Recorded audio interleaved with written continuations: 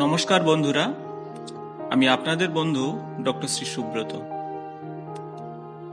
Shri Subrata astrological কনসালটেন্সির পক্ষ থেকে আরও একবার জানাই সুস্বাগতম। অন্ন, বস্ত্র, বাসস্থান এই তিনটি মানুষের মূল চাহিদা, কিন্তু বর্তমান পৃথিবীতে শিক্ষা হলো আর একটি অন্যতম চাহিদা। যদি আপনার শিশুকে সঠিকভাবে শিক্ষা না দিতে পারেন, তবে সমাজের মূল স্রোত থেকে ধীরে ধীরে সে হারিয়ে যাবে। শিক্ষা শুধু মানুষকে সামাজিক করে তোলে না, আধ্যাত্মিক দিক থেকেও সুন্দর মানুষ হিসাবে গড়ে তোলে। আজ আলোচনা করব বন্ধুরা, জ্যোতিষ মতে বিভিন্ন টিপস কিভাবে আপনার সন্তানের পড়াশোনাকে আরো বেশি সুন্দর ও মনোগ্রাহী করে তুলবে। মূল আলোচনায় যাওয়ার আগে বলবো বন্ধুরা, যদি ভিডিওটি ভালো লেগে থাকে তাহলে বন্ধুদের সঙ্গে শেয়ার করবেন, লাইকস কমেন্টস করতে ভুলবেন না। আমার চ্যানেলের ভিডিও সর্বপ্রথম পেতে চ্যানেলটি সাবস্ক্রাইব করে বেল বাটন।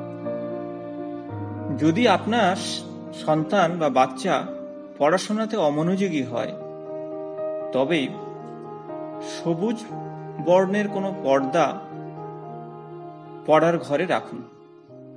পড়াশোনা শুরুর আগে মা সরস্বতীর বন্দনা করতে বলুন এবং সরস্বতীর যে বীজ মন্ত্র ওম শ্রীম হ্রিম সরস্বত্যায় নমঃ, এটি 21 বার বলতে বলুন বাচ্চাকে। মনোযোগ বৃদ্ধির জন্য পড়ার টেবিলের সামনে একটি মা সরস্বতীর ফটোকে বাঁধিয়ে রাখুন। পড়া শুরুর আগে এই ছবির দিকে তাকিয়ে মনোসংযোগ বৃদ্ধি করতে বলুন। বৃহস্পতিবার অশ্বত্থ গাছকে 5 প্রকার বিভিন্ন রকমের মিষ্টি সঙ্গে 2টি সবুজ এলাচ দানা দিয়ে পূজা দিন। পরপর 3টি বৃহস্পতিবার এই পূজা দেওয়া আবশ্যক। সন্তানের মেধা ও স্মৃতিশক্তি বৃদ্ধিতে এ খুবই উপযোগী একটি পন্থা।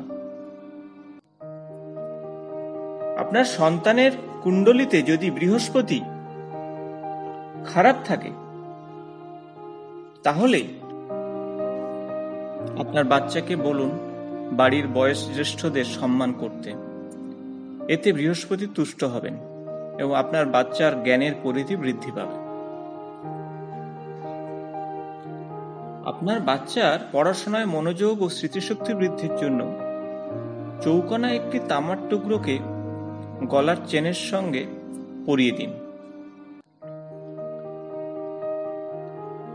প্রতি রবিবার আতর, চিনি ও গোলাপের পাপড়ি দিয়ে একটি তামার পাত্রে গঙ্গা জলের সঙ্গে সূর্যদেবের উদ্দেশ্যে নিবেদন করুন। সঙ্গে লাল বর্ণের কিছু ফল দান করুন এবং সঙ্গে 2টি ম্যাচেস বক্স ও লবণ ছাড়া কোনো খাবার ঈশ্বরের উদ্দেশ্যে অর্পণ করুন। অবশ্যই ফল পাবেন। আপনার বাচ্চাকে প্রতিদিন গায়ত্রী মন্ত্র উচ্চারণ করতে বলুন 21 বার এবং ওম শব্দটি অর্থাৎ ওম মন্ত্রটি প্রতিদিন জপ করতে বলুন সকাল এবং সন্ধে কমপক্ষে 5 মিনিট করে। নিশ্চিতভাবে আপনার বাচ্চা বা সন্তানের পড়াশোনায় মনোযোগ বৃদ্ধি পাবে। প্রতিদিন সকালে আপনার বাচ্চাকে খালি পেটে মধুসহ তুলসী রস 1 চামচ করে দিন। তাহলেই আপনার বাচ্চার মেধা অনেকাংশেই বৃদ্ধি। জন্মকুণ্ডলিতে যদি আপনার শিশুর বুধদেবের দুর্বলতা থাকে, তার জন্য তার মনে রাখার ক্ষমতা অনেকাংশেই কমে যায়।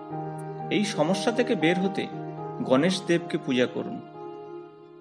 সবুজ মুগ ডাল সঙ্গে দূর্বা এবং কিছু এলাচ দানা দিয়ে সবুজ কাপড়ে গণেশ দেবকে নিবেদন করুন এবং প্রার্থনা করুন। অবশ্যই আপনার বাচ্চার শুভবুদ্ধির উদয় হবে। আপনার বাচ্চার বিছানা ঘরের দক্ষিণ পশ্চিমে রাখুন। ঘুমানোর সময় অবশ্যই মাথাটি পূর্ব বা দক্ষিণে রাখে যেন, তাহলেই আপনার বাচ্চার পড়ার প্রতি মনোযোগ বৃদ্ধি পাবে।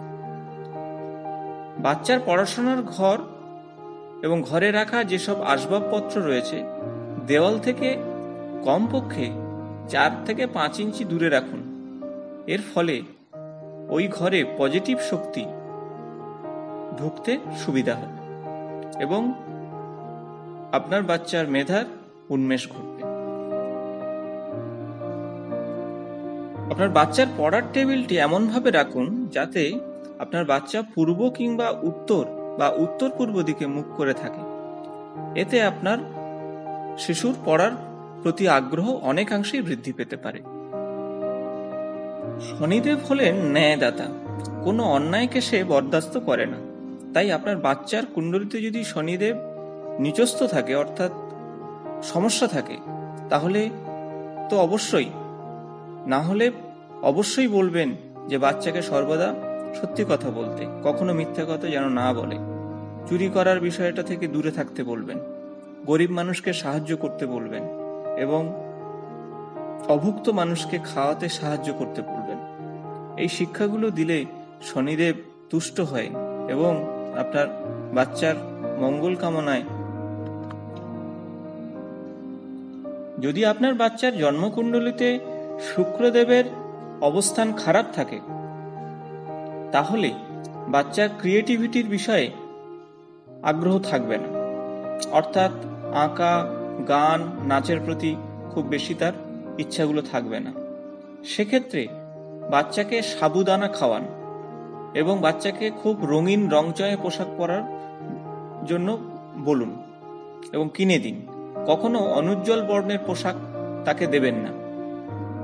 এই উজ্জ্বল বর্ণের পোশাক পরলে শুক্রদেব তুষ্ট হন এবং আপনার বাচ্চা খুব সুচতুর এবং সুকুমার বৃত্তিতে পরিপূর্ণ হয়ে যায়, তার ক্রিয়েটিভিটি অনেকাংশে বৃদ্ধি পায়। যদি বাচ্চার জন্মকুণ্ডলিতে মঙ্গলের অশুভ ভাব থাকে তাহলে আপনার বাচ্চাকে বেশি টিভি, মোবাইল এবং ভিডিও গেমস এগুলো খেলতে দেবেন না। ওই সময়ে আউটডোর গেমসে তাকে যুক্ত করবেন, ক্রিকেট, ফুটবল, স্কেটিং এগুলোর মধ্যে। তার ফলে মঙ্গলের শুভ ফল পেতে শুরু করবে আপনার বাচ্চা এবং পড়াশোনার মানসিকতাও বৃদ্ধি পাবে। বন্ধুরা, এই ছোট্ট ছোট্ট জ্যোতিষী টিপস যদি অনুসরণ করেন তাহলে আপনার সন্তান স্বাস্থ্যে, সম্পদে ও জ্ঞানে উন্নত হবে, একটি পূর্ণ মানুষ হিসাবে গড়ে উঠবে। আজ এই পর্যন্ত। যদি ভিডিওটি ভালো লেগে থাকে বন্ধুদের সঙ্গে শেয়ার করবেন, লাইকস, কমেন্টস অবশ্যই করবেন। নিয়মিত আপডেট পেতে চ্যানেলটি সাবস্ক্রাইব করে বেল বটনটি প্রেস করবেন। নমস্কার।